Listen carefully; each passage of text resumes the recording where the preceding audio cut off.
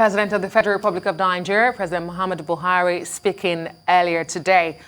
For more on the Petroleum Industry Act, the president of the IJAW National Congress, Professor Benjamin Okaba, joins us now. Thank you so much, Professor, for joining us. Well, let me begin by asking... Thank you very much. Great to have you.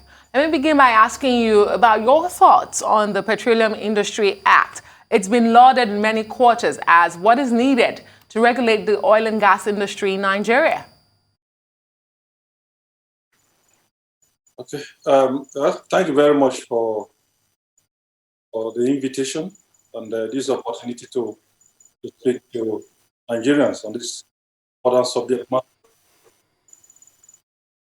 Yeah, you recall that the version of the Petroleum Industry Bill was reintroduced in 2020, September precisely, and within a very short while got passed.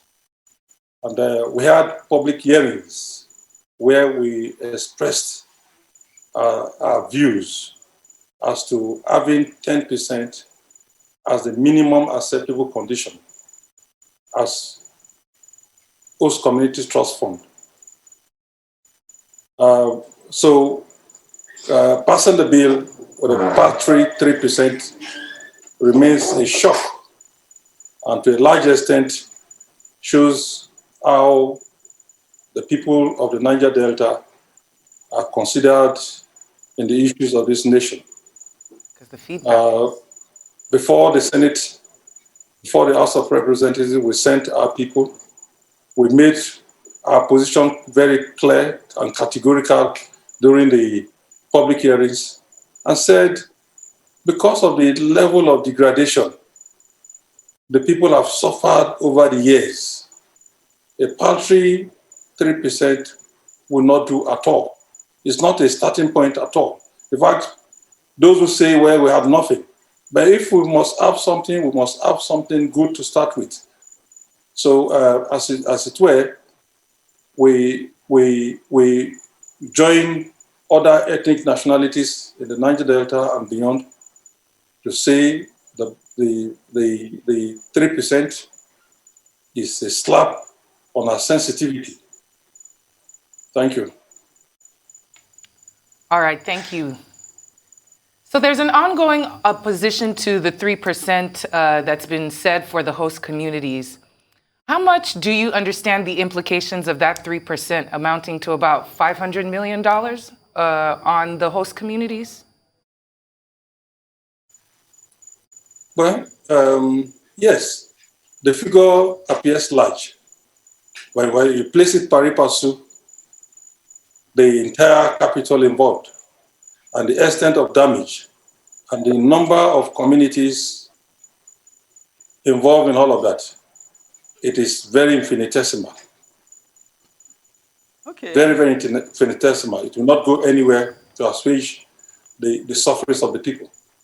Okay, Professor Okaba, one argument has been that an objective of the PIA, that's the Petroleum Industry Act, is to attract investment in the oil and gas industry. Following on from that argument, they're saying that possibly demanding more percentage for host communities will be a disincentive to the investors, given that there are other statutory deductions beneficial to oil-producing areas. Well, how would you respond to that argument? Okay, yes, I read about it when it was said that the 3% profit will charge as operational cost. The question to ask about is to ask as a follow-up is the 30% for the frontier basins. Is it not going to be part of operational cost? And right from the beginning, we got this understanding that it's talking about profit. And if you are protecting the interest of investors, what about the other people who are made to suffer because of an investment? An investment should benefit the people and not be a cost upon the people. And that is exactly what we have suffered all the way, right from when oil was struck and exploited in 1958. So if we must redeem the situation, we must do it right. Professor, are you saying that it's better not to have these investors coming to exploit the oil than not have it at all? When you say, No, because you seem I'm not keen on saying it's increasing the to percentage. drive away investors. But investors should also be conscious of the people, the environment where they are investing. Yes, capital maximization, yes, is important, but at the same time, you must not mortgage the livelihood of the people. That is the point we are making.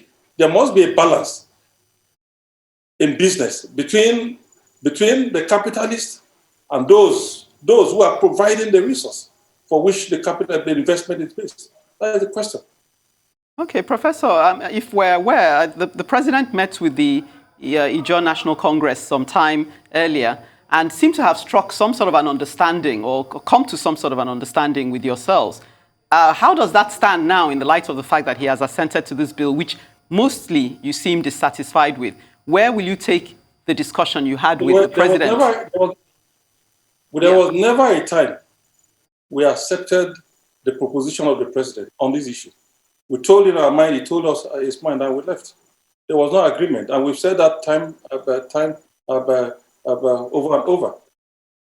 So right from the beginning, we have said 10% is just a minimal condition. Just look at it. We are not even looking at other infractions in the bill. We are not looking at other issues that will raise constitutional questions. We're talking about just compensation for people whose lives have been degraded, people's lives have been degraded because of the survival of a country. Okay, well, I guess where I was going, Professor, sorry to interject. Where I was going with that was to say, where will you go from here, seeing as what's been tabled and seems to be the position moving forward doesn't suit your purpose? Okay, thank you very much for that question. It's very important because actually we have canvassed, we have pleaded, we have written memos, we have addressed the press, we have even addressed the international press, at least highlighting the sufferings of our people. So going forward, we go doing more consultations across horizontal and vertical angles.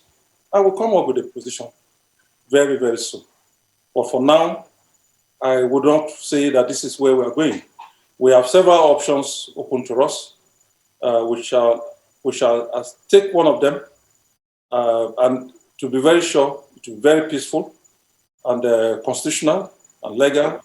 That means that nobody should envisage any disruption for us because we are peace-loving people. But we're going to pursue our quest for resource justice. Remember, the IJAW people stand for resource control. Resource control, 100% resource control. So even the 10% was a deviation from our original quest. We request for self-determination. We have suffered in the hands of government in this country. And yes, you want to say something? Okay, thank you, Professor Okaba. Just to make the clarification before we wrap this up, because you made comparisons to the frontier explorations, it's 30% of profit from the NMPCL is different from 3% of operational costs, which is a substantive amount. Without operations, you cannot have profits. I just thought we needed to put that out when you make the comparisons between the frontier exploration basins and the 3% to the host communities. But thank you so much for coming on Newsday. We do appreciate your time.